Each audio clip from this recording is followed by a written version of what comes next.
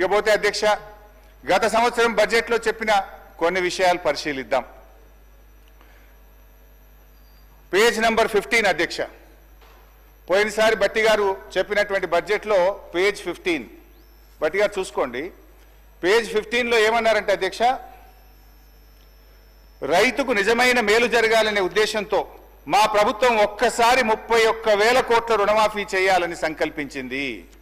ఇప్పటికే ఇచ్చిన మాట ప్రకారంగా 2 లక్షల రుణమాఫీకి అవసరమైన 31,000 కోట్ల రూపాయలను సమీకరించుకున్నాం. అంటే డబ్బులు రెడీ పెట్టుకున్నాం. ఈసారి బడ్జెట్లో ఏం చెప్పిన అధ్యక్ష, 20,000 కోట్లు మాత్రమే చేశారు అని చెప్తున్నారు అధ్యక్ష. పోనీ మిగతాది ఎప్పట్లోగా చేస్తారో చెప్పడం లేదు అధ్యక్ష. ఇంకా ఆ ఉపన్యాసంలో బట్టి గారు ఎంత దూరం పోయి మమ్మల్ని విమర్శించిందంటే అధ్యక్ష, సిగ్గుచేట అధ్యక్ష.